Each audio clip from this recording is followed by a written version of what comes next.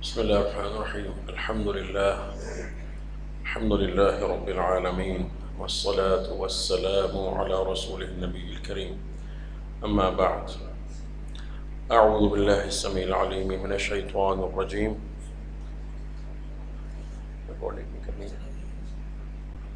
أعوذ بالله السميع العليم من الشيطان الرجيم من همزه ونفخه ونفثه. بسم الله الرحمن الرحيم.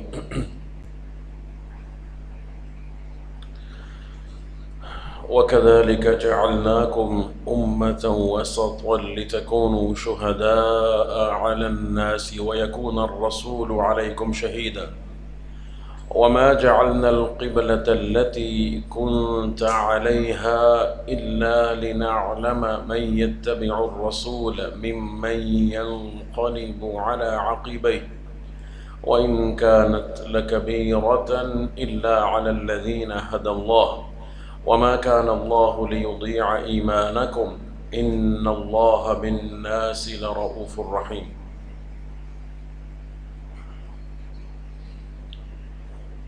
آج اللہ رب العزت کی رحمت اور اس کی توفیق سے سورۃ البقرہ کی آیت نمبر 143 یعنی دوسرے پارے کی دوسری آیت مبارکہ، یہ ہمارے درس کا موضوع ہے۔ اور چونکہ آپ کے علم میں ہے کہ انٹرنیٹ وغیرہ کی معطلی کی وجہ سے اس وقت سکرین پہ آپ کو یہ آیات نظر نہیں آ رہی، لیکن بہرحال آپ کے پاس قرآن کریم موجود ہیں، مصاحف ہیں، آپ اس میں بھی دیکھ سکتے ہیں۔ ایک ہی آیت ہم آج اس پر اکتفا کریں گے، اور یہ بہت ہی جامع آیت ہے۔ اس میں موجودہ ہماری جو صورتحال ہے اس کے ساتھ بھی اس کی بہت گہری مناسبت ہے۔ قرآن کریم سارا ہی ہمیں رہنمائی دینے کے لیے آیا ہے، نازل ہوا ہے۔ تو بہرحال یہ بہت ہی عظیم آیت ہے جس میں عقیدے کے کئی اصول موجود ہیں، سیکھنے والے، سمجھنے والے، عمل کرنے والے۔ کاش کہ ہمارے زندگی میں ہمارا جو رہنما ہے وہ اللہ کی کتاب بن جائے اور رسول اللہ کی سنت بن جائے، اور صحابہ کرام کا جو ان کا طرز زندگی تھا، جیسے کہ آپ نے ان کو تعلیم دی، اس کو ہم اپنے سامنے رکھیں تو ہم فتنوں سے محفوظ ہو جائیں۔ بڑی ہی افسوسناک اور شرمناک بات ہے جب ہم دیکھتے ہیں کہ ہمارے اپنے آپ کو دیندار کہلانے والے حضرات کس طرح سے فتنوں کے ساتھ بہے چلے جاتے ہیں، کوئی شعور نہیں ہے، کوئی سوچ نہیں، جبکہ ان کے پاس کوئی دلیل بھی نہیں ہے، کوئی حجت نہیں ہے۔ فرمایا وَكَذَلِكَ جَعَلْنَاكُمْ، اور اسی طرح سے ہم نے بنا دیا تمہیں۔ یہ اللہ ہمیں فرما رہے ہیں، کیا بنا دیا؟ امت وسطاً، بہترین امت، وسط، امت وسط کہتے ہیں جس میں وسطیت ہو۔ اور اس کے دو مفاہیم ہیں، ایک تو ایسی امت جس کے پاس اللہ نے جس کو میزان اور اعتدال دیا ہے، بالکل توازن ہے اس کے اندر، عقیدے میں بھی توازن ہے، عمل میں بھی توازن ہے، کوئی اس میں غلو نہیں ہے، نہ افراط ہے نہ تفریط ہے، بلکہ عین صراط مستقیم پر ہے، اپنے رویے میں، اپنے عمل میں، اپنی سوچ میں، اپنی عبادات میں، اپنے سلوک میں، دوسروں کے ساتھ معاملہ کرنے میں، حق کو بیان کرنے میں، باطل کو حق سے جدا کرنے میں، اخلاق میں، سیرت میں، حسن سلوک میں، ہر چیز میں امت جو ہے یہ وسط ہے۔ وسطیت کی صفت اس کے اندر جو ہے وہ موجود ہے۔ امتاً وسطا، کیوں بنایا ہے اللہ نے امت؟ وسط کا لفظ میں نے بتایا آپ کو کہ یہ معتدل اور بہترین کے معنی دونوں میں آتا ہے۔ وسط یعنی بالکل جو میانہ روی، توازن پر قائم ہو، اس میں نہ غلو ہے، نہ تفریط ہے، نہ افراط ہے۔ لِتَكُونُوا، تاکہ تم ہو جاؤ کیا؟ شہداء علی الناس، لوگوں پر گواہ ہو جاؤ۔ قیامت کی روز اس امت نے لوگوں پر گواہی دینی ہے، باقی تمام امتوں پر جو ہے یہ امت یہ گواہ بنے گی۔ وَيَكُونَ الرَّسُولُ عَلَيْكُمْ شَهِيدًا، اور اس لیے تمہیں بہترین اللہ نے بنایا ہے تاکہ ہو جائے رسول صلی اللہ علیہ وآلہ وسلم تم پر گواہ، یعنی یہ امت لوگوں پر گواہ ہوگی، اور اس امت پر کون گواہ بنے گا؟ رسول کریم صلی اللہ علیہ وسلم۔ وما جعلنا القبلۃ التي كنت عليها، اور نہیں مقرر کیا ہم نے اس قبلے کو کہ جس پر تو تھا، یعنی پہلا جو قبلہ تھا بیت المقدس، اس کو ہم نے نہیں ٹھہرایا تھا قبلہ، صرف اسی لیے الا مگر اس لیے لنعلم کہ ہم جان لیں من یتبع الرسول کون رسول کریم کی اتباع کرتا ہے، ممن ینقلب علی عقبیہ اس سے جدا کر کے جو اپنی دونوں ایڑیوں پر پھر جاتا ہے، جو اپنی دونوں ایڑیوں پر پھر جاتا ہے۔ وَإِن كَانَتْ لَكَبِيرَةً إِلَّا عَلَى الَّذِينَ هَدَى اللَّهُ، اور بے شک یقیناً یہ بہت بھاری ہے مگر ان پر کہ جن کو اللہ نے ہدایت دی، وما یعنی استقامت رکھنا۔ آزمائش ہوتی ہے نا، قبلے کی تحویل اللہ کی طرف سے ایک آزمائش تھی، ہر بندہ اس کے بعد ایمان پر اپنے اور ثبات کو قائم نہیں رکھ سکا، دین پر ثبات، شک میں پڑ گئے کئی لوگ گمراہی کا شکار ہو گئے۔ اللہ کی طرف سے آزمائش ہو، جیسے ہم جس آزمائش سے گزر رہے ہیں ملک میں، ایک شریر آدمی کی وجہ سے کتنے لوگ آزمائے جا رہے ہیں۔ ہم تو چونکہ علماء لوگوں سے مربوط رہتے ہیں، تو حلقات میں کثیر خواتین بھی مرد بھی جو دیندار بھی ہیں، تو پوری دنیا سے لوگ رابطے میں رہتے ہیں، کس طرح لوگ آزمائے جا رہے ہیں، اور لوگ ایک فیصلہ کرنے پر مجبور ہیں کہ حق اور باطل کیا ہے، اور کس طرح سے آنکھوں پر پٹی بندھی ہوئی ہے، اور کس طرح سے چیزیں۔ بہرحال یہ بھی اس میں آتا ہے، یہ ذکر اسی آیت کے اندر موجود ہے۔ یہ فتنے اللہ کی طرف سے، کبھی اللہ کے جو امر شرعی ہے اس سے لوگ آزمائے جاتے ہیں، جیسے شریعت کا حکم ہے، کبھی امر کونی ہے دنیا میں جو اللہ کی تقدیر ہے، جو حالات و واقعات ہوتے ہیں، اس سے لوگ آزمائے جاتے ہیں۔ نفاق دلوں کا واضح ہو جاتا ہے، انسان کو فیصلہ کرنا پڑتا ہے، پھر وہ یہ نہیں کہ جو چاہے سو کرے، ٹھیک ہے۔ الا علی الذین ھدی اللہ بہت بھاری ہے، یقیناً ان کانت لکبیرہ تاکید، یقیناً بلا شبہ یہ بھاری ہے، یہ جو فیصلہ تھا اور یہ آزمائش مگر ان لوگوں پر کہ جن کو اللہ نے ہدایت دی۔ وما کان اللہ لیضیع ایمانکم، اور اللہ ہرگز نہیں کہ تمہارے ایمان کو ضائع کر دے۔ ان اللہ بالناس لرؤوف الرحیم، بے شک اللہ سبحانہ وتعالیٰ لوگوں پر یقیناً بے انتہا شفقت کرنے والا، رحیم بہت زیادہ رحم فرمانے والا ہے۔ شیخ صاحب کہتے ہیں کہ ذکر فی ہذہ الآیہ، شیخ صاحب نے تفصیل سے تفسیر کی ہے، اس آیت میں تفسیر کافی مفصل ہے کیونکہ آیت کی اہمیت ایسی ہے۔ کہتے ہیں کہ ذکر فی ہذہ الآیہ السبب الموجب لہدایت هذه الامة مطلقا بجمیع انواع الہدایہ، اللہ نے اس آیت مبارکہ میں وہ سبب ذکر فرمایا ہے کہ جو واجب کرنے والا ہے اس امت کی ہدایت کو مطلقاً، کہ مطلقاً یہ امت جو ہے نا یہ ہدایت یافتہ ہے، ہر طرح کی جو ہدایت ہے اللہ نے اس کو عطا فرمائی ہے۔ ومنت اللہ علیہ، اور اللہ نے اپنا احسان بھی ذکر کیا اس پر، کیا فرمایا؟ وَكَذَلِكَ جَعَلْنَاكُمْ أُمَّةً وَسَطًا، اور اسی طرح سے ہم نے تمہیں بنایا بہترین امت، فرمایا عدلاً خیاراً، شیخ صاحب تفسیر فرما رہے ہیں وسطاً کی عدلاً خیاراً، کہ بہترین تم لوگ ہو اور بالکل عین عدل پر قائم ہو۔ وما عدل وسط، اور وہ چیز جو وسط کے علاوہ ہوتی ہے نا، فاطراف، جو بالکل درمیان میں نہیں ہے، بالکل درمیان میں بیلنس نہیں ہے، وہ اطراف ہوتے ہیں، یا ادھر ہے یا ادھر ہے، داخلۃ تحت الخطر، جو خطرے میں داخل ہیں۔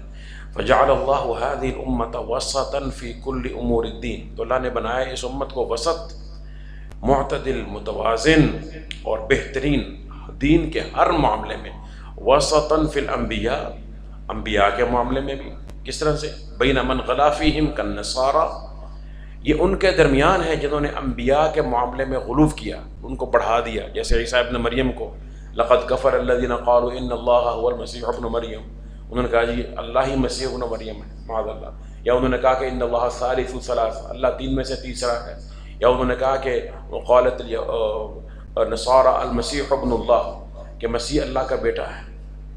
یہ جو غلو ہے نا، یہ امت اس غلو کا شکار بھی نہیں ہے کہ نبی کریم صلی اللہ علیہ وسلم کے معاملے میں یہ غلو کرے، جیسے کہ آپ نے خود فرمایا کہ اللہ تطرونی کما اطرت النصارى ابن مریم، اس طرح سے تم نے میری شان کو بڑھانا نہیں ہے جیسے کہ عیسائیوں نے ابن مریم کو بڑھا دیا، اللہ کی صفات دے دی، استغاثہ شروع کر دیا۔ آج کل تو میں سن رہا تھا پچھلے دنوں لوگ بھیجتے رہتے ہیں، چیزیں آتی رہتی ہیں، ایسے ایسے بدبخت ہیں کہ وہ غوث غوث کے نعرے لگا کر، ایک بندہ کو مولوی ہے وہ چیخ چیخ کے بولتا ہے کہ جتنے سمندر کے قطرے ہیں اور جتنے درختوں کے پتے ہیں یہ سارے غوث کی تعریف پہ ختم ہو جائیں۔ غوث کی تعریف ختم نہیں ہوتی۔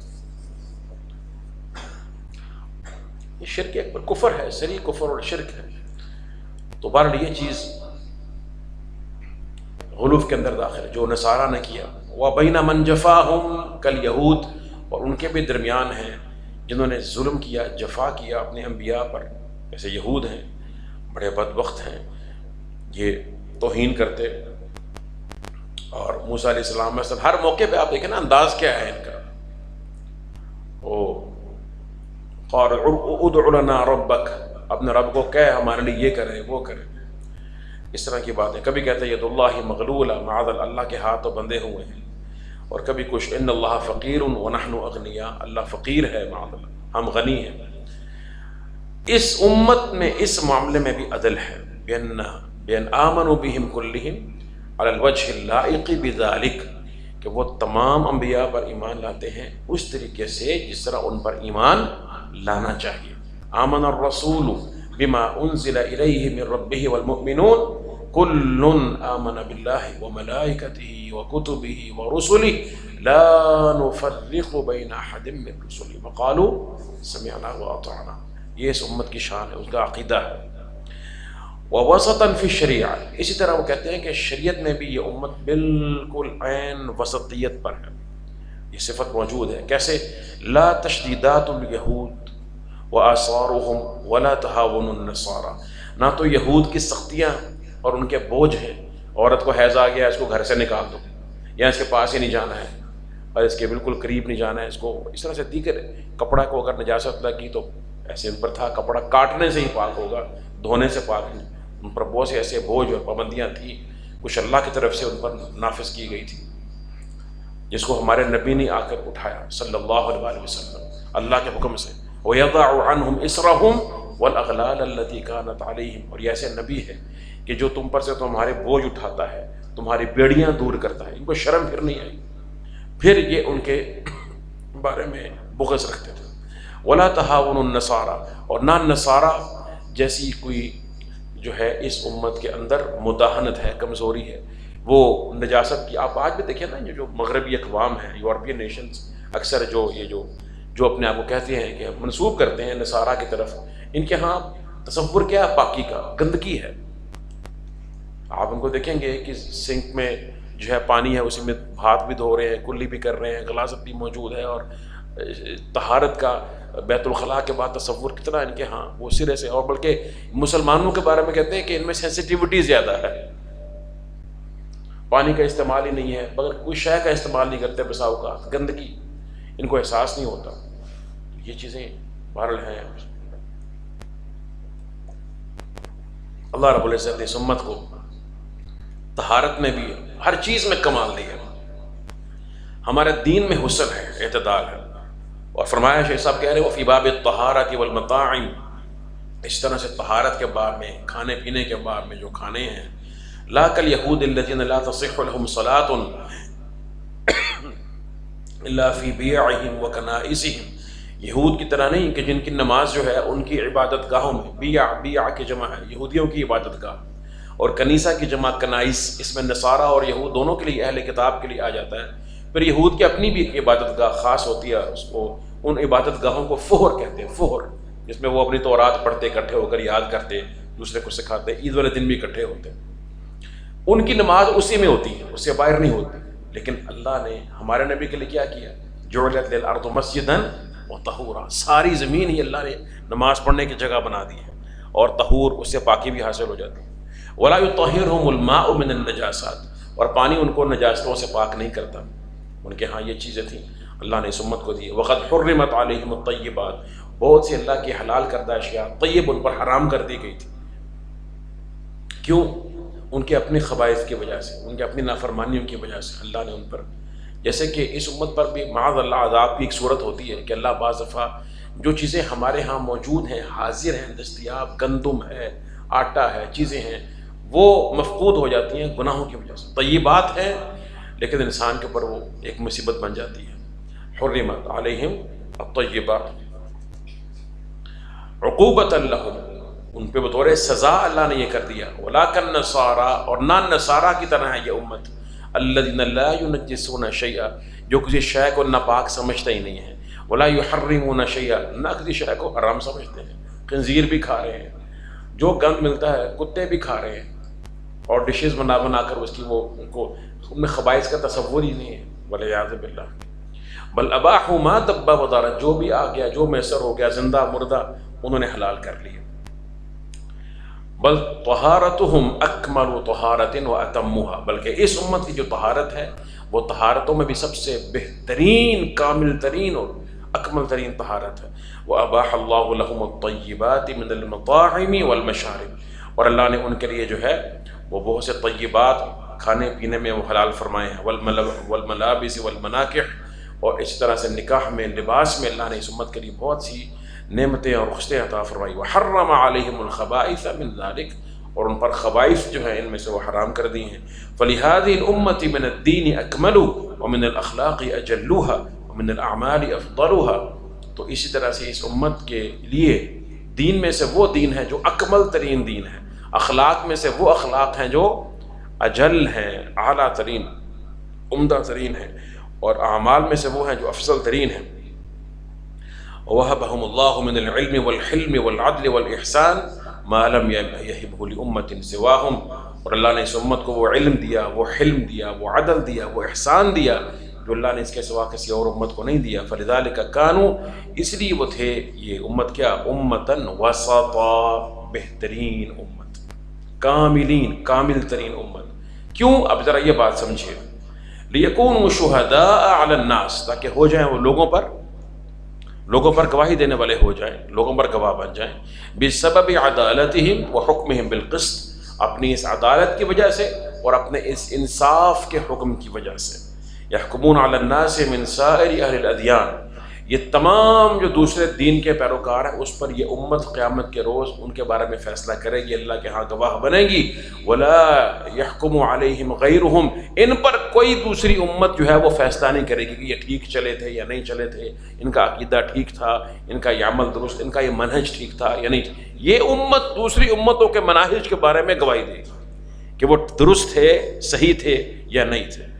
فما شہدت لہ ہذہ الامۃ بالقبول، تو جس امت کے لیے یہ امت گواہی دے دے کہ یہ قابل قبول ہے، فہو مقبول، اللہ کے ہاں وہ مقبول ہے۔ وما شہدت لہ بالرد، اور جس کو یہ رد کر دے وہ مردود ہے۔ فإن قیل، اگر یہ کہا جائے کیف یقبل حکمہم علی غیرہم، ان کا حکم دوسری امتوں پر کیسے مان لیا جائے گا، قبول کر لیا جائے گا۔ والحال ان کل مختصمین غیر مقبول قول بعضهم علی بعض، جبکہ صورتحال یہ ہے کہ دو اگر جھگڑا کرنے والے ہوں، دو لوگوں میں اختلاف ہو، تو ایک کی گواہی دوسرے پر قابل قبول نہیں ہوتی۔ جب دوسری امت ان کو مانتی نہیں ہے اور ان کو غلط سمجھتی ہے تو ان کی گواہی کیسے مان لی جائے گی، ان پر کیوں مانی جائے گی؟ تو شیخ صاحب کہتے ہیں قیل، کہا جائے گا انما لم يقبل قول احد المتخاصمین لوجود التہمہ، یہ ایک کی گواہی دوسری پر تب نہیں مانی جاتی جب وہاں پہ کوئی شبہ ہو، تہمت کا شبہ ہو کہ جی اس کے اندر کوئی ایسی بات ہے، جھگڑا ہو گیا ہے نا، یہ اپنی مرضی کی بات ہی کرے گا نا، کوئی اس میں یعنی اس کے اوپر اتہام، اس پہ شک ہو سکتا ہے نا کہ یہ باعث ہو جائے تعصب کا مظاہرہ کر لے۔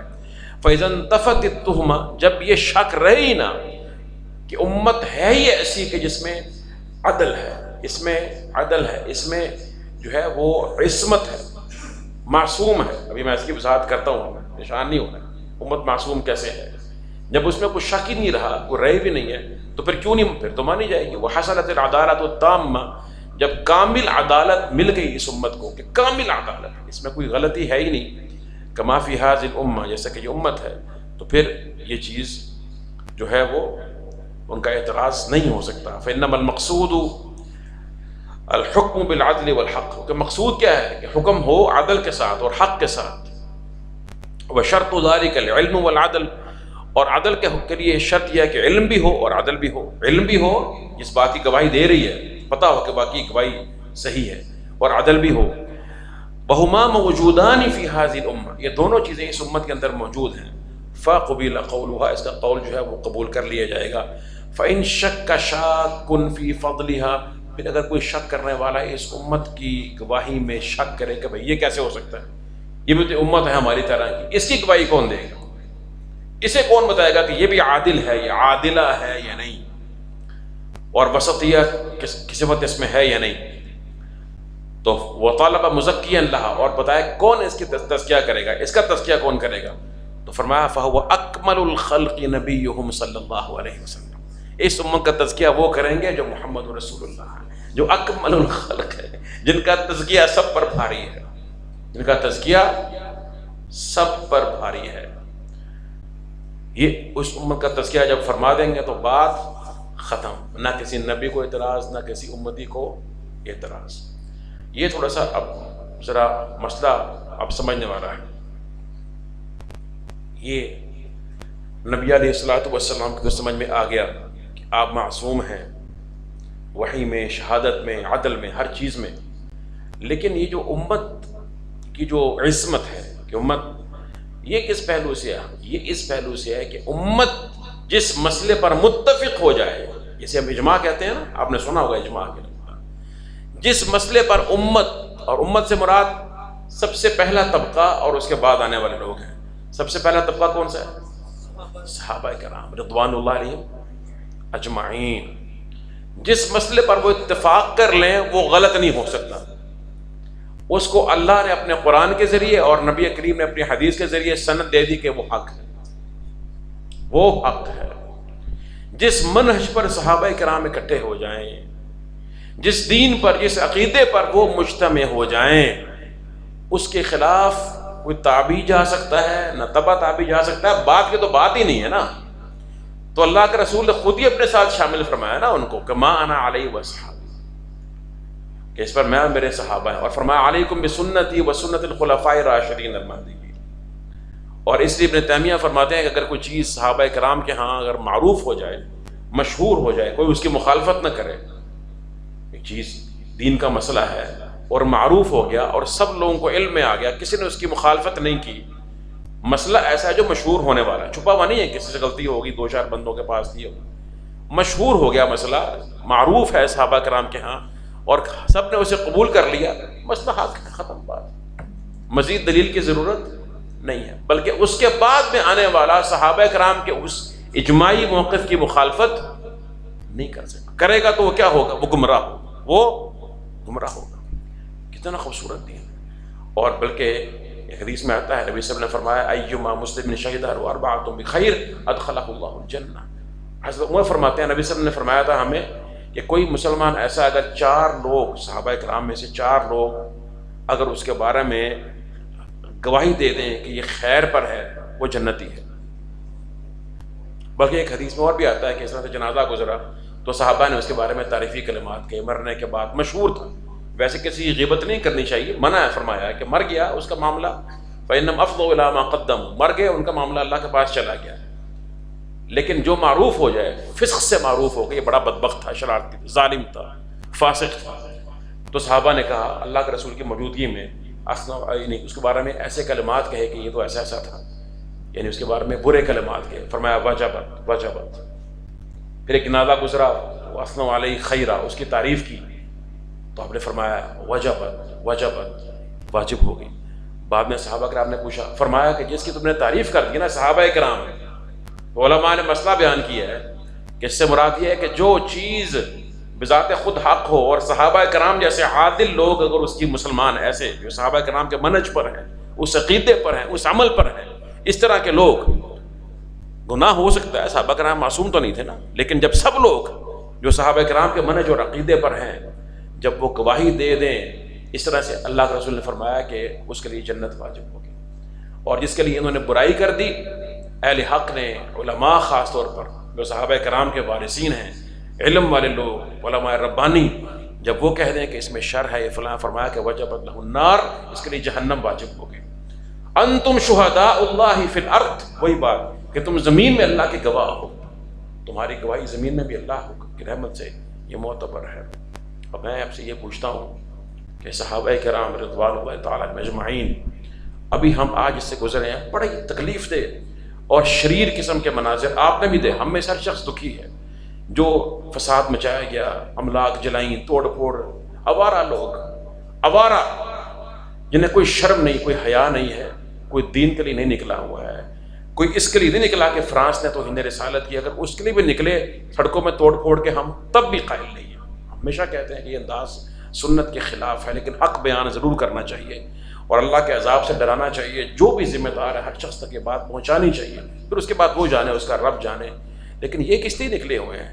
کوئی فحاشی کے خلاف نکلے ہوئے ہیں، کوئی سود کی حلت کے خلاف نکلے ہوئے ہیں؟ ذرا سوچیں نا، کوئی زنا کے خلاف نکلے ہیں، کوئی ڈانس رقص کے خلاف نکلے ہیں، کوئی نبی صلی اللہ علیہ وسلم کی حرمت کے لیے نکلے ہیں؟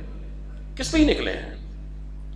کس طرح کی آزادی چاہتے ہیں؟ جس طرح سے ان کا جو شیطان ہے، جو گروہ ہے، اس کو آزادی چاہیے تھی، جس طرح سے وہ آزاد ہے، والعیاذ باللہ۔ اور یہ جو توڑ پھوڑ، لوٹ مار، اور لوگ وہ جی کچھ تو ہے نا، ہاں بالکل ہے، بالکل ہے، کچھ نہیں کافی کچھ ہے، وہ جی ہوا کیا ہے؟ یہ تو اتنے لوگ نکل آئے ہیں، کوئی تو بات ہوگی نا۔ مجھ سے بھی یہ سوال ہو، میں نے کہا جی بالکل یہ بات ہے، اس لیے کہ مسلمہ کذاب نبی کریم کے دور میں ظاہر ہوا، جب رسول اللہ صلی اللہ علیہ وسلم خود موجود تھے، ایک جھوٹا نبی ظاہر ہوا، اور اس کے ساتھ چلنے والے اتنے بڑے بڑے لوگ تھے جو اس کے ساتھ فین تھے، یعنی فین اس کے ڈائی ہارڈ فین تھے، مرنے والے، کہ صحابہ کرام سے انہوں نے بدترین طریقہ قتال کیا، جبکہ اللہ کے رسول کی موجودگی میں ظاہر ہوا ہے۔ آپ پر ایمان لانے والے چھوڑ کر اس کے ساتھ مل گئے۔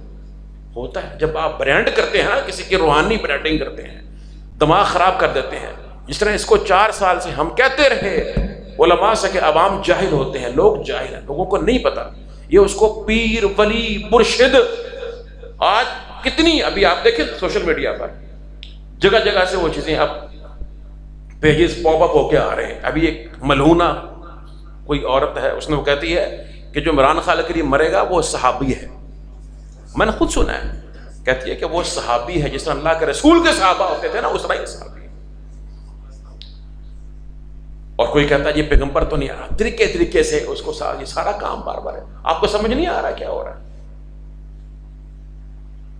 اس طریقے کے ساتھ لوگوں کو روحانی برانڈنگ کر کے پٹی بڑھا کر دماغ خراب کی، تو مر جائیں، لاکھوں بھی مر جائیں گے نا، ہمیں کیا فرق، ہم کچرا سمجھتے ہیں، ہم کچرا سمجھتے ہیں، اس لیے کہ ہمارے پاس یہ ہے، وَكَذَلِكَ جَعَلْنَاكُمْ أُمَّةً وَسَطًا، ہم نے اگر گواہ بننا ہے تو اس منہج کے اوپر رہ کر بننا ہے جس پر صحابہ کرام گواہ بنے تھے۔ ہمیں کوئی فرق نہیں پڑتا۔ مجھے کئی لوگوں نے کہا یہ جان کو خطرہ ہے، آپ نہ اتنا کریں، میں نے کہا میں اپنے لیے نہیں بول رہا، سیاست کے لیے نہیں ہے، یہ تو پکڑے جاتے ہیں، ہزاروں پکڑے جاتے ہیں، کل چھوٹ جائے گا، شاید ہیرو بن جائے، اس سے بڑا ہیرو بن کے باہر نکل آئے، ہمیں کیا پتا اس کے بارے میں۔ گوگی کیس میں پتہ نہیں کس میں اس کو انہوں نے 2 کیس ڈالے ہیں، فرا گوگی کو کیا ہوگا واللہ عالم، ہے کہ پتہ، اس سے غرض نہیں ہے۔ لیکن مجھے اس بات کا دکھ ہے کہ جب دیندار، میں آج یقین کیجئے علماء کا بہت بڑا ایک گروپ ہے، پوری دنیا کے وہاں پہ علماء موجود ہیں، پاکستان میں جو اہل حدیث مکتبہ فکر سے ہیں، باہر کے بھی ہیں، میں یہ کہہ رہا ہوں کہ اگر اللہ کے ہاں اگر تم لوگوں نے نہیں بولا اور یہ شر اس طرح سے بڑھتا گیا تو جتنے لوگ مریں گے یہ جاہل عوام لوگ ہیں، یا لوگ متاثر گھروں میں فتنہ داخل، یہ ذمہ دار ہیں، ان کا کام تھا یہ بتاتے، یہ کیوں نہیں بتاتے رسول اللہ کو، رسول اللہ کی عظمت و حرمت کے بارے میں؟ کیا صحابہ کرام یہ برداشت کرتے ہیں؟ جی مجھ سے سوال کرنے لگے، جی آپ نے بتائیں توہین کہاں ہوئی ہے؟ میں نے کہا اچھا اگر ایک شخص جو فاسق ہے، تمہیں پتا ہے کہ وہ کس طرح سے فحاشی کا کاروبار اس نے کیا، پورے پاکستان میں اس نے یہ گند مچا دیا، اور وہ داڑھی منڈا مشرک شخص ہے، اگر وہ یہ کہے کہ مجھے اللہ اس طرح تیار کرتا ہے جس طرح رسول کو، نبی کو تیار کیا تھا، یہ گستاخی نہیں ہے رسول اللہ کے تمہارے نزدیک؟ اگر نہیں ہے پھر صرف پتھروں کا انتظار کرو، پتھر برسیں گے شاید تمہیں پھر سمجھ آ جائے گستاخی کیا ہوتی ہے۔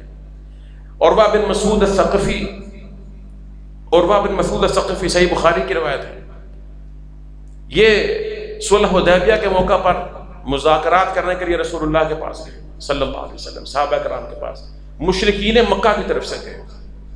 میں آپ کے سامنے صرف صحابہ کرام کے منہج کا اور رسول کریم کی تعظیم کا ایک نمونہ رکھتا ہوں، اس کو آپ دیکھ کر اندازہ کر لیں۔ ہمیں، میں نے آپ کو عرض کیا نا، ہمیں اس سے کوئی فرق نہیں پڑتا کہ کون ہے، کس کی حکومت ہے، کون ہے، جو بھی کرے گا، ہمیں اپنی زندگیوں سے زیادہ رسول اللہ کی حرمت عزیز ہے انشاءاللہ۔ اور جس طرح سے اس کو نارملائز کیا جا رہا ہے مسلسل، اچھا وہ انہوں نے چیلنج بنا لیا ہے، قادیانی ایک پورا طبقہ ہے کہ اگر یہ اس کو ایسے کریں گے ہم بھی ثابت کر کے رہیں گے کہ یہ اسی جگہ پر ہے، معاذ اللہ۔ اگر وہ اس کو نارملائز کرتے ہیں، کیا ہم خاموش رہیں گے؟ کیا نبی کی حرمت کو ایسے بیچ دیں گے؟ آپ صرف ان کی تعظیم، صحابہ کرام کی تعظیم کا ایک نمونہ دیکھ لیں جو صحیح حدیث سے ثابت ہے، پھر آپ مجھے بتائیے گا کہ کیا آپ کیا سمجھتے ہیں کہ نبی کریم کا مقام کیا تھا ان کے ہاں؟ مذاکرات کے لیے گئے، اس کے بعد واپس اپنی قوم کے پاس آئے اور پتہ کیا کہنے لگے؟ یہ پتہ کون ہے؟ عروہ بن مسعود رضی اللہ تعالی، صحابی رسول ہیں، بعد میں صحابی بن گئے تھے اور یہ طائف کے بڑے تھے۔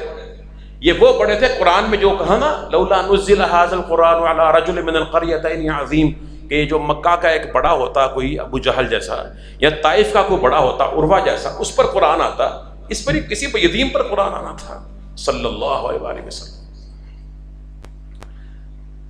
یہ عروہ بن مسعود سردار تھے، وہ کہتے، اب ان کا ذرا الفاظ سنیں، میں الفاظ ان کے دہرا رہا ہوں جو حدیث میں صحیح حدیث کے اندر موجود ہیں۔ کہتے ہیں کہ واللہ لقد وفدت علی الملوک، اے میری قوم اللہ کی قسم، بار بار قسم کھا، اتنے مرعوب ہیں صحابہ کرام کی جو محبت ہے اللہ کے رسول کے ساتھ دیکھ کر، اتنے مرعوب ہیں کہ بار بار قسم کھاتے ہیں، واللہ اللہ کی قسم میں بہت سے بادشاہوں کے پاس گیا ہوں دنیا کے، وفدت علی قیصر و کسریٰ والنجاشی، میں قیصر کے پاس، روم کے بادشاہ کے پاس گیا، کسریٰ ایران کے پاس گیا، نجاشی کے پاس، میں ان سب کے پاس ہو کر آیا ہوں، واللہ اللہ کی قسم ان رأیت ملک، میں نے کوئی ایسا بادشاہ نہیں دیکھا، یعظمہ اصحابہ کما یعظم اصحاب محمد محمدا، کہ وہ اپنے بادشاہ کی اس طرح تعظیم کرتے ہوں جس طرح سے محمد کے ساتھی اس کی تعظیم کرتے ہیں۔ اور پھر رکا نہیں ہے، آگے سنتے جائیے ذرا، صرف اس کا تصور کہتے ہیں، واللہ اللہ کی قسم ان تنخم نخامتن، اللہ کے رسول کے دہن مبارک سے کوئی کھنگار نہیں نکلتا، الا وقعت فی کف رجل منہم، مگر وہ کسی نہ کسی کی ہتھیلی پر گرتا ہے، زمین پر نہیں گرتا، فدلک بہا وجہہ وجلدہ، پھر اپنے چہرے پر ملتا ہے، اپنے جسم پر ملتا ہے، وَإِذَا تَوَضَّأَ، اور جب وہ وضو کرتے ہیں، کادوا یقتتلون علی وضوئہ، قریب ہیں کہ وضو کے بچے ہوئے پانی کو لینے کے لیے لڑ پڑے، وَإِذَا تَكَلَّمَ، اور جب وہ بات کرتے ہیں نا، خفضوا اصواتهم عند، اپنی آوازیں پست کر لیتے ہیں، وَإِذَا أَمَرَهُمْ ابْتَدَرُوا، اور جب وہ حکم دیتے ہیں تو بھاگے جاتے ہیں کہ سب سے پہلے کون اس کو بجا لائے، وَمَا يُحِدُّونَ إِلَيْهِ النَّظَرَ تَعْظِيمًا لَهُ، اور کوئی جرت نہیں کرتا کہ رسول اللہ کو آنکھ بھر کے دیکھ بھی سکے، ان کی تعظیم کرتے ہیں۔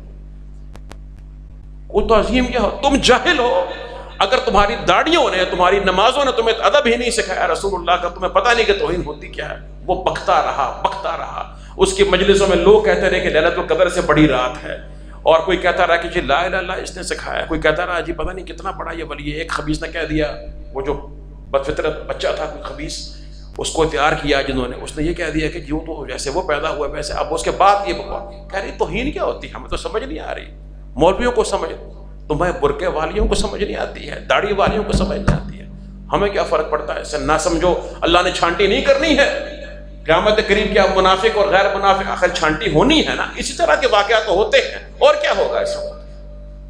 اسی طرح کے واقعات سے جدا ہوگا۔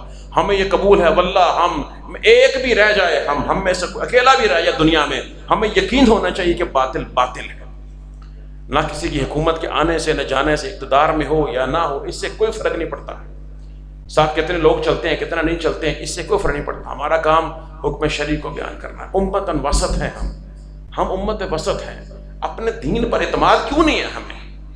کب اعتماد آئے گا؟ کب یقین آئے گا؟ کب ہم لوگوں کی اغیار کی تہذیب پر چلتے رہیں گے؟ اور شیخ صاحب فرما رہے ہیں وَلِهَذَا قَالَ تَعَالَى، اس اللہ نے فرمایا وَيَكُونَ الرَّسُولُ عَلَيْكُمْ شَهِيدًا، کہ اللہ اور رسول تم پر گواہ بن جائے، وَمِن شَهَادَةِ هَذِهِ الْأُمَّةِ عَلَى غَيْرِهِمْ، یہ ذرا غور کیجئے، اس امت کی جو دوسروں پر شہادت ہے اس میں سے یہ شہادت ہے، أَنَّهُ إِذَا كَانَ يَوْمُ الْقِيَامَةِ وَسَأَلَ اللَّهُ الْمُرْسَلِينَ عَنْ تَبْلِيغِهِمْ وَالْأُمَمَ الْمُكَذِّبَةَ عَنْ ذَلِكَ، اور جب اللہ نے پوچھا نا رسولوں سے کہ کیا تم نے ان کو دین پہنچا دیا تھا، اور ان کی امتیں جو ان کا انکار کریں گے کہ جی ہمیں تو دین نہیں پہنچایا. جیسے کہ حدیث میں آتا ہے ما من نبی کذبہ قومہ الا ونحن نشہد انہ قد بلغ رسالۃ ربہ عز وجل. فرمایا کوئی بھی نبی ایسے نہیں ہوں گے قیامت کے روز کہ جب ان کی قوم ان کا انکار کرے گی، قوم انکار کرے گی جی ہمیں انہوں نے کچھ نہیں پہنچایا، ہمارے پاس بندہ ہی کو نہیں آیا. یہ امت اللہ اس نبی سے کہیں گے کہ تمہارا کوئی گواہ ہے، کہیں گے ہاں یہ امت محمدیہ ہے صلی اللہ علیہ وسلم. پھر یہ گواہی دیں گے کہ اللہ ہم نے قرآن میں پڑھا، ہمیں ہمارے نبی کریم نے بتایا، ان کے پاس نبی آئے تھے صلی اللہ علیہ وسلم، انہوں نے تبلیغ کی تھی، انہوں نے ان کو جھٹلایا. اس طرح سے یہ امت جو ہے وہ بنے گی. وَأَنْكَرُوا أَنَّ الْأَنْبِيَاءَ بَلَّغَتْهُمْ، اور وہ جھٹلائیں گے کہ انبیاء نے ان کو یہ بات حق پہنچا دیا. اِسْتَشْهَدَتِ الْأَنْبِيَاءُ بِهَذِهِ الْأُمَّةِ، انبیاء اس امت سے گواہی پکڑیں گے. وَزَكَّاهَا نَبِيُّهَا، اور نبی اس امت کا تزکیہ فرمائیں گے. وفی الآیات دلیل، اور اس آیت میں دلیل ہے. اب یہ ذرا غور کیجیے، مسئلہ کیا نکلتا ہے عقیدے کا. علی ان اجماع هذه الامہ حجت قاطعہ، اس امت کا جو اجماع ہے وہ حجت قاطعہ ہے. اور اجماع سب سے پہلے کس کا ہوگا؟ صحابہ کا ہوگا، تو بعد والے متفق ہوں گے نا. وہاں تک اجماع تو بعد میں کیسے ہو؟ بعد میں ہو ہی نہیں سکتا. بعد میں پہلی جماعت ہی خیر القرون قرنی، سب سے پہلے جماعت ہی صحابہ کی ہے. جب صحابہ کرام متفق ہوگا کسی مسئلے شرعی پر، کسی بات پر، کسی ختم، اس کے بعد ان کی مخالفت نہیں کی جا سکتی. کرو گے اگرچہ رسول اللہ صلی اللہ علیہ وسلم کی زندگی کے بعد ہی کیوں نہ وہ اجماع کر لیں، تو وہ بندہ اس کی گمراہی کے لیے اتنی بات ہی کافی ہے. وَأَنَّهُمْ مَعْصُومُونَ عَنِ الْخَطَأِ، اور یہ اس پر بھی دلیل ہے کہ یہ امت جو ہے یہ خطا سے معصوم ہے بحیثیت مجموعی، اکیلے اکیلے نہیں، بحیثیت مجموعی اجماع، اس پر اتفاق ہو جائے. لِإِطْلَاقِ قَوْلِهِ، اللہ کے اس قول کے اطلاق کی وجہ سے، وسطاً بہترین ہے، عین معتدل ہے. فلو قدر اتفاقهم على الخطأ، اگر یہ مان لیا جائے کہ ان کا خطا پر اتفاق ہو سکتا ہے، لم يكونوا وسطا، پھر وسط کیسے رہیں گے؟ پھر وسط ہی رہ سکتے. حدیث میں فرمایا الوالد اوسط ابواب الجنہ، کہ والد جو ہے وہ جنت کا سب سے بہترین دروازہ ہے. وہاں بھی اوسط فرمایا. اس لیے والد کی بات کو مانا کریں، اس کے حکم کو مانا کریں، اس کی بھی اپنی حیثیت اور عظمت ہے. الا فی بعض الامور، سوائے بعض امور میں. وَلِقَوْلِهِ، فرمایا وَلِتَكُونُوا شُهَدَاءَ عَلَى النَّاسِ، تاکہ تم ہو جاؤ لوگوں پر گواہی دینے والے. یقتضی، یہ اس بات کا تقاضا کرتا ہے، انہم اذا شہدوا علی حکم، کہ جب وہ کسی حکم پر گواہ بن جائیں کہ بھئی یہ ایسے ہے، ان اللہ احلہ او حرمہ او اوجبہ، کہ اللہ نے اس کو حلال کیا ہے. صحابہ کرام سارے اس کو حلال کہتے ہیں، صحابہ کرام سب اس کو حرام کہہ دیں، بعد بھی کے ساتھ متفق ہوں، یا اللہ نے اس کو واجب قرار دیا ہے، یا اللہ نے اس کو مستحب قرار دیا ہے. فإنها معصومۃ فی ذلک، تو امت اپنے اس فیصلے میں کیا ہوگی؟ معصوم ہوگی. وفیہا اشتراط العدالۃ فی الحکم والشہادۃ والفدیہ. شیخ صاحب اسے ایک مسئلہ اور نکال رہے ہیں، کہہ رہے ہیں اسے یہ مسئلہ معلوم ہوتا ہے کہ شہادت میں، فتوے میں اور کسی کے فیصلہ کروانے میں ہمیشہ عدالت شرط ہے. اگر یہ امت عادل تھی تو گواہ بنی نا، اسی طرح سے فتویٰ دینے والا شخص بھی عادل ہونا چاہیے. ونحو ذلک یقول تعالی وما جعلنا القبلۃ التي كنت عليها، اور نہیں ٹھہرایا ہم نے وہ قبلہ کا جس پر تو تھا، یعنی استقبال بیت المقدس اولا، کہ وہ بیت المقدس کا جو قبلہ جو پہلے دیا تھا ہم نے آپ کو ٹھہرایا، مقرر کیا تھا، ہم نے تبدیل کیا اسے. کیوں نہیں تبدیل کیا؟ مگر اس لیے کہ الا لنعلم، تاکہ ہم جان لیں. اللہ کو پتہ نہیں تھا اس سے پہلے کہ جب قبلہ تبدیل کروں گا تو کون پھر جائے گا؟ اس کو معلوم تھا نا.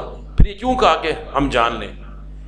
یہ شیخ صاحب کہہ رہے ہیں علماً یتعلق به الثواب والعقاب، اللہ کا وہ علم کہ جس کے ساتھ ثواب اور سزا متعلق ہے. اللہ کو تو علم ہے کس نے قبلہ کا حکم آنے پر الٹے پیروں پھر جانا ہے اور کس نے دین پر قائم رہنا ہے، اس کو علم ہے کہ نہیں. لیکن اپنے اس علم کی بنیاد پر وہ فیصلہ نہیں کرتا، اس ازلی علم کی بنا پر، بلکہ وہ جب تک اس علم، دوسرا علم جو دوسری علم کی یعنی ایک نوع سمجھ لیجیے آپ، کہ جو لوگوں میں ظاہر ہو جائے کہ جی اس بندے نے اتباع نہیں کی، حکم کی اطاعت نہیں کی، یہ وہ اس علم کی بات ہو رہی ہے. یہ نہیں کہ اللہ کو علم بعد میں ہوا معاذ اللہ کہ اس نے پھرنا تھا، یہ مراد نہیں ہے اس. علم يتعلق به الثواب والعقاب والا فهو تعالى عالم بكل الامور قبل وجودها، اللہ تو ہر چیز کا اس کے وجود سے پہلے علم رکھتا ہے. ولكن هذا العلم، لیکن یہ جو اللہ کا پہلے سے علم ہے نا، مثلا ایک بندے نے نماز پڑھنی ہے نہیں پڑھنی، حرام کھائے گا یا نہیں کھائے، کیا کرے گا، یہ جب مسئلہ پیدا ہوا اس مسئلے میں اس کا رویہ، اس کو اللہ کو پہلے سے علم ہے، لیکن اس علم کی بنیاد پر اللہ ثواب اور گناہ کا فیصلہ، جنت و جہنم کا فیصلہ نہیں کرتا، اس کا عدل ہے، وہ موقع دیتا ہے جب بندہ خود ظاہر کرتا ہے نا کہ میں یہ تھا، یہ میرے اندر چھپا ہوا تھا، یہ باہر آ چکا ہے ماشاءاللہ۔ مولوی صاحب کہتے ہیں جی وہ ان کو سمجھ کیوں نہیں آ رہی اتنے، تو ہم کہتے ہیں کہ یہ تو اللہ جانتا ہے، لیکن بہرحال یہ ہوتا ہے کہ نفاق ظاہر ہو جاتا ہے، اور ایسے موقع پر ہی ظاہر ہوتا ہے، موقع اللہ نے رکھے ہوئے ہیں نا، سمجھ نہیں آئی ہوتی ہے۔ آپ کو معلوم ہے کہ ہم نے جو 2 گھنٹے کا ماشاءاللہ ہمارا جو درس ہوا، آخری ایک جو تقریر ہوئی، میں نے اس میں 2 بنیادیں قرآن کریم کی 2 آیات آپ کے سامنے رکھی تھی، اور اس میں نے ان کو اصل بنایا سارے مسئلے کا۔ اصل یہ صرف اس کی اصل نہیں ہے، بلکہ یہ تمام عقیدے کے مسائل کے لیے بات یاد رکھی، اللہ نے یاد رکھی، آپ کے کام آئے گی، دوبارہ میں دوہرا رہا ہوں انشاءاللہ۔ اللہ نے فطرت انسانی میں توحید بھی رکھی ہے اور انبیاء کی تعظیم بھی رکھی ہے۔ کافر نہیں مانتا فطرت کو، کہتا ہے بس آبزرویشن، سینگ از بلیونگ، مشاہدہ فطرت کا، ان کا یہ فرق ہے مسلمان کا، کتاب اللہ کو، قرآن کو ماننے والے کا اور قرآن کے منکر کا۔ ہم مسلمان، ہمارا فطرت پر ایمان ہے، ہمیں پتہ ہے کہ ایک بچہ جس طرح ماں کا دودھ تلاش کرتا ہے نا، اس طرح ایک شخص اللہ کو، اللہ کی توحید کو تلاش کرتا ہے، اس سے زیادہ تلاش کرتا ہے، اور جب اس کو معلوم ہو جائے کہ یہ فلاں شخص، فلاں ہستی جو ہے وہ اللہ کی طرف سے مبعوث اللہ کے رسول ہے، خاص طور پر آخری پیغمبر اور رسول محمد کریم صلی اللہ علیہ وسلم، جب اس کو معلوم ہو جائے، اس کے بعد اگلی چیز جو ہے نا اس کی محبت، ان کی محبت، اجلال، تعظیم بے پناہ،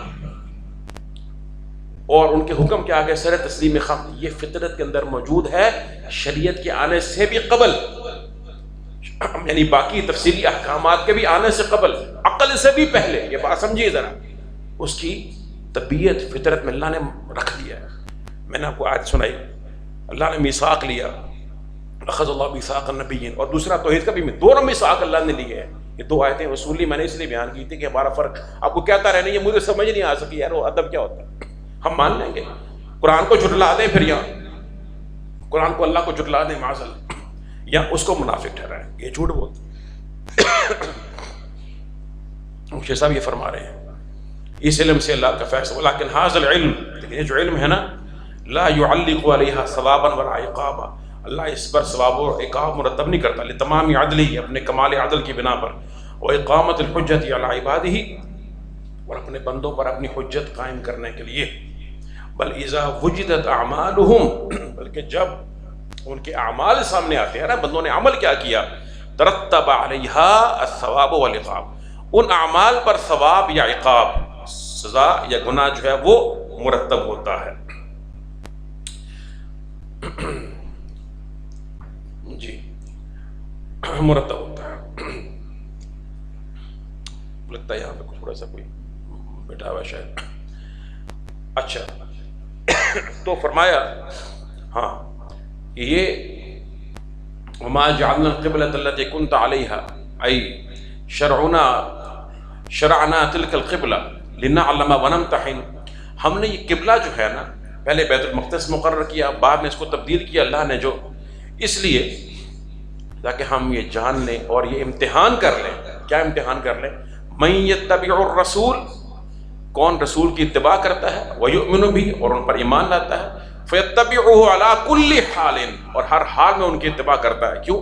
لأنہ عبد معبور مدبر، کہ وہ بنتا ہے، ہر انسان معمور ہے اللہ کی طرف سے، اور وہ اللہ کی طرف سے مدبر، تدبیر کیا گیا، اللہ اس کا رب ہے۔ وَلِأَنَّهُ قَدْ أَخْبَرَتِ الْكُتُبُ الْمُتَقَدِّمَةِ، اور اس لیے کہ اللہ کی کتابوں نے پہلے سے ہمیں اطلاع کر دی ہے، بتا دی ہے، أَنَّهُ يَسْتَقْبِلُ الْكَعْبَةَ، کہ نبی کریم پہلے بیت المقدس پر، اس کے بعد کعبہ کی طرف رخ فرمائیں گے۔ فالمنصف الذي مقصوده الحق، بس وہ شخص کا حق مقصود ہے جو حق کو تلاش کرتا ہے، مما يزيده ذلك ایمانا، یہ شے اس کے ایمان میں اضافہ کرتی ہے، وطاعة للرسول، اور رسول کی اطاعت میں بڑھا دیتی ہے، واما من انقلب على عقبيه، اور وہ شخص جو رہا، وہ شخص جو اپنے الٹے پیروں پھر جاتا ہے، واعرض عن الحق، اور حق سے اعراض کرتا ہے، واتبع هواه، اور اپنی خواہشات کی پیروی کرتا ہے، فانه يزداد كفرا الى كفره، اس کا اس طرح کے احکامات کے بعد کہ یہ کیا ہوا، قبلہ ہی بدل گیا ہے جی، وہ جو قبلہ ہی بدل گیا ہے، یہ کیا ہو گیا، یہ اچھا نبی ہے، رسول ہے صلی اللہ علیہ وسلم، قبلہ ہی بدل گیا ہے، یہ کیسے لوگ ہیں؟ ٹھیک، متبع فإنه يزداد كفرا إلى كفره، تو اس کا کفر در کفر بڑھ جاتا ہے، وحیرۃ الی حیرتی ویدلی بالحجۃ الباطلہ، اور اپنی وہ باطل حجت کو پیش کرتا ہے، المبنیہ علی شبہۃ لا حقیقۃ لها، جو کہ شبہ پر مبنی ہے جس کی کوئی حقیقت نہیں ہے۔ اور فرمایا کہ وإن كانت، اگرچہ یہ صرفک عنہا، تجھے پھیرنا اس قبلے سے، بیت المقدس سے کعبہ کی طرف، لکبیرۃ بہت بڑا ہے، یعنی شاقۃ، شیخ صاحب کہہ رہے ہیں شاق یعنی گراں ہے مشکل کہاں، آزمائش تو ہے نا اللہ کی طرف سے، الا علی الذین ھدی اللہ، مگر ان کے لیے جن کو اللہ نے ہدایت دے دی، جن کے دلوں کو اللہ نے ہدایت، اللہ سے ہدایت کی دعا کیا ہے مجھے۔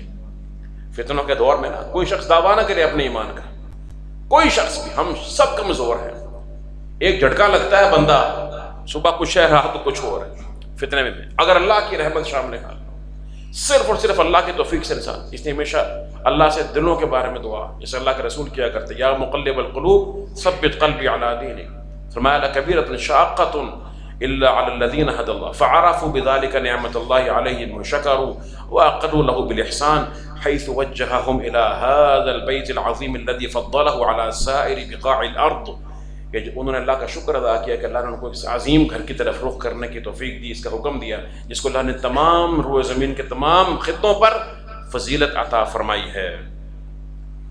وجعل قصده رکنا من ارکان الاسلام، اور قبلہ رخ ہونا اسلام کا ایک رکن بنا دیا، بلکہ اس کا ارادہ کرنا حج کی صورت میں کہ بیت اللہ کی طرف جانا، یہ اس کا ایک رکن بن گیا حج، وہادما للذنوب والآثام، اور حج کو ایسا بنا دیا کہ وہ تمام گناہوں کو اور اس طرح کے جو سیئات ہیں ان کو مٹا دینے والا ہے۔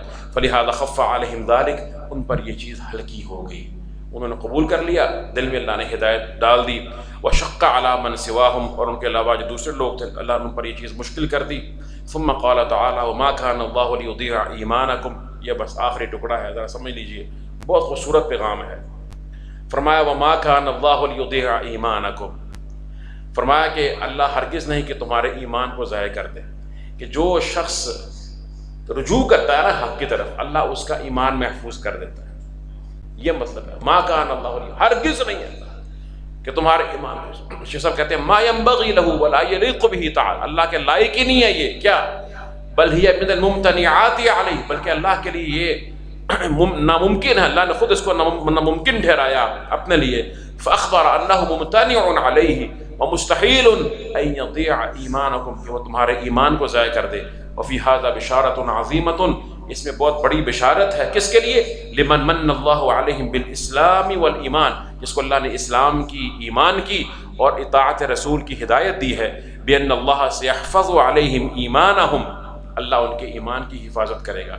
جو شخص اللہ اور اس کے رسول کے حکم کے آنے کے بعد سمجھ میں اس کو آئے یا نہ آئے، یہ معلوم ہو جائے کہ اللہ اور اس کے رسول کا یہ حکم ہے، خاص سارے دنیا ایک طرف کھڑی ہو، اس کو سمجھ میں آ جائے کہ یہ اللہ، جب اس کو مان لیتا ہے، عمل کرتا ہے، اللہ اس کے ایمان کی حفاظت کرتا ہے، اللہ اس کو دلیل سمجھاتا ہے، اللہ اس کو فتنے سے محفوظ کرتا ہے، اللہ اس کی نصرت بھی کرتا ہے، نصرت بھی آتی ہے اللہ کی، ٹھیک ہے۔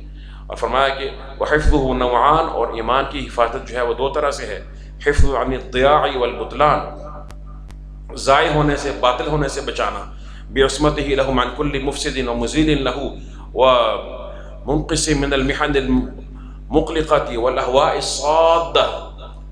ایک تو یہ ہے کہ اللہ اپنے بندوں کا ایمان اس طرح محفوظ فرماتا ہے کہ ہر وہ چیز جو ایمان کو ضائع کر سکتی ہے، ایمان کے اندر فساد پیدا کر سکتی ہے، ایسی آزمائش آ جائے جو دلوں کو آزمائے، ایمان پر فتنہ بن جائے، اللہ ان سے ان کو دور رکھتا ہے، ایسی خواہشات جو حائل ہو جائیں اللہ ان سے ان کا محفوظ رکھتا ہے۔ اور دوسری حفاظت کیا ہے؟ بتنمیتہ لہم وتوفیقہم لما یزداد بہ ایمانہم ویتم بہ ایقانہم، فکما ابتدأکم بان ہداکم للایمان فسیحفظہ علیکم ویتم نعمتہ بتنمیتہ وتنمیت اجرہ وثوابہ وحفظہ من کل مکدر۔ فرمایا جس طرح اللہ ایمان کی حفاظت کرتا ہے، اس طرح اللہ اپنے بندوں کے ایمان کو پالتا بھی ہے، سبحان اللہ، ان میں اضافہ کرتا ہے، اس کی افزائش کرتا ہے، یہ بھی اللہ کی رحمت ہوتی ہے ان پر۔ بلکہ جب ایسی فرمایا کہ ایسی جب آزمائشیں آ بھی جائیں، کوئی ایسی آزمائش آ جائے جو ایمان کے اوپر امتحان مقصود ہو، تبین المؤمن الصادق من الکاذب، تو صادق مومن کاذب سے جدا ہو جاتا ہے، پہچانا جاتا ہے۔ فَإِنَّهَا تُمَحِّصُ الْمُؤْمِنِينَ، ادھر غور کیجئے، اس طرح کی آزمائش جو ایمان کو ٹیسٹ کرنے کے لیے اللہ کی طرف سے آتی ہے، اللہ ہی کی طرف سے، یہ مومنوں کو خالص کر دیتی ہے، ان کو الگ کر دیتی ہے، مومنین کو، وَتُظْهِرُ صِدْقَهُ، اور ان کا صدق جو ہے وہ ظاہر کر دیتی ہے، اور کفار کو، منافقین کو الگ کر دیتی ہے۔ وَكَانَ فِي هَذَا احترازًا عَمَّا قَدْ يُقَالُ، اور گویا اس میں ایک طرح سے احتراز ہے اس بات سے کہ جو یہ کہا جائے کہ جو اللہ نے فرمایا کہ وَمَا جَعَلْنَا الْقِبْلَةَ الَّتِي كُنْتَ عَلَيْهَا إِلَّا لِنَعْلَمَ مَن يَتَّبِعُ الرَّسُولَ مِمَّن يَنقَلِبُ عَلَىٰ عَقِبَيْهِ، ہو سکتا ہے کہ جو الٹے پیروں پھر گئے ان میں سے بعض مومن بھی ہو سکتے ہیں ہوں۔ فرمایا کہ یہ اس میں احتراز ہے، فرمایا کہ ایسا نہیں ہے کہ قد يكون سببا لترك بعض المؤمنين ایمانهم فدافع هذا الوهم بقوله، اللہ نے اس وہم کو دور کر دیا، فرمایا وما كان الله ليضيع ایمانكم، اللہ ہرگز نہیں کہ ان کے ایمان کو ضائع کر دے، بتقدیره لهذه المحنة او غیرها، اس طرح کی آزمائش سے۔ ودخل في ذلك، اور دوسری بات، آخری بات یہ ہے، اس میں وہ لوگ بھی داخل ہیں کہ جو قبلہ کعبہ کی طرف منتقل ہونے سے پہلے، جب قبلہ بیت المقدس تھا، اور اس کی طرف رخ کر کے انہوں نے نمازیں پڑھی اور بعد میں فوت ہو گئے، کعبہ کی طرف رخ ہونے سے پہلے فوت ہو گئے، کیا ان کی نمازیں ضائع ہو گئی؟ ان کا ایمان ضائع ہو گیا؟ فرمایا ہرگز نہیں، ہرگز نہیں۔ فرمایا فإن الله لا يضيع إيمانهم لكونهم امتثلوا أمر الله وطاعة رسوله في وقتها، وطاعة الله امتثال أمره في كل وقت بحسب ذلك، اس لیے کہ انہوں نے اپنے وقت میں اللہ کا حکم مانا ہے۔ اللہ کا حکم ماننا یہ ہے جس وقت میں جو مطالبہ ہے اس کو مانو، بس جو اللہ کا مطالبہ ہے اس وقت میں اس کو ماننا چاہیے۔ وفي هذه الآية دلیل، کہتے ہیں اس آیت میں دلیل ہے اہل سنت کے مذہب کے لیے، ان الایمان تدخل فيه اعمال الجوارح، کہ ایمان میں انسان کا عمل بھی داخل ہے، صرف زبان کا قول نہیں ہے۔ وہ جی دل سے، تو اگر اس میں دل میں ایمان ہو صحیح، ایمان دل میں بھی ہوتا ہے، زبان میں بھی ہوتا ہے، اور اعمال میں بھی ہوتا ہے۔ اہل سنت کا اجماع ہے اس پر، صحابہ کرام کا اجماع ہے، سمجھ گئے بات؟ اسی طرح سے کفر دل میں بھی ہوتا ہے، کفر زبان میں بھی ہوتا ہے، کفر عمل میں بھی ہوتا ہے۔ عمل میں کفر آ گیا، عمل سے اس نے کوئی خباثت کر دی جو کفر والی خباثت ہے، دل میں ہو یا نہ ہو، ہم ظاہر کے پر کے مکلف ہیں، اسے کافر کہا جائے گا، کافر ہی مانا جائے گا اگر کوئی ایسا مانے نہ ہو تو یہ چیز ہے۔ یہ شیخ صاحب فرما رہے ہیں کہ دلیل ہے اس میں، اللہ نے نماز کو ایمان کہا ہے کہ جن کی نمازیں پہلے بیت المقدس کی طرف تھیں اور وہ فوت ہو گئے کعبے کی طرف تحویل سے پہلے، وما كان الله ليضيع ایمانکم، اللہ ان کے ایمان کو ضائع نہیں کرے گا۔ نمازوں کو ایمان کا، نماز عمل نہیں ہے، عمل ہے۔ یہ شیخ صاحب دلیل یہاں پہ دے رہے ہیں، اور فرمایا کہ ان اللہ بالناس لرؤوف الرحیم، بے شک اللہ سبحانہ وتعالی رؤوف ہے لوگوں پر، شدید الرحمت بہم، عظیمها، شدید رحمت والا، عظیم رحمت والا، فمن رأفته ورحمته بهم ان يتم عليهم نعمته التي ابتداهم بها وميزهم عنهم من دخل في الايمان بلسانه دون قلبه، اور اس کی رحمت اور رحمت میں سے یہ رحمت ہے کہ اس نے اپنی نعمت اپنے بندوں پر تمام کر دی، اور اپنے بندوں میں سے ان کو اللہ نے الگ کر دیا کہ جو زبان سے ایمان لائے تھے لیکن دل میں ایمان نہیں تھا۔ ٹھیک ہے، لنعلم من يتبع الرسول ممن ينقلب على عقبيه وان امتحنهم امتحانا زاد به ایمانهم وارتفعت به درجتهم ونوجههم الى اشرف البیوت واجلها، اور اللہ کی رحمت یہ بھی ہے کہ اللہ نے ان کے ایمان کو بڑھا دیا، ان کے درجات کو بلند کر دیا، اور ان کا رخ اس گھر کی طرف پھیر دیا جو تمام گھروں میں اشرف ترین اور افضل ترین ہے۔ وباللہ تعالیٰ توفیق۔ آج میں نے بتایا کافی تفصیل تھی، شیخ صاحب نے بہت تفصیل کے ساتھ اس ایک آیت میں کئی آیات کی کہ جو ہے وہ موازن تفسیر فرمائی کہ ہمارا کثیر فوائد تھے۔ اللہ مجھے اور آپ کو سمجھ کر عمل کرنے کی توفیق عطا فرمائے، اور اللہ ہمارے بھائی اور بیٹے علیم کو شفا بھی دے دے، یہ بیمار رہے ہیں کافی دنوں کے بعد آج آئے ہیں، اللہ تعالیٰ ان کا آنا، ہمارا سب کو یہاں پہ آنا قبول فرمائے، یہ رحمت سے۔ وباللہ تعالیٰ توفیق، وصلی اللہ تعالیٰ وسلم علی نبی اللہ۔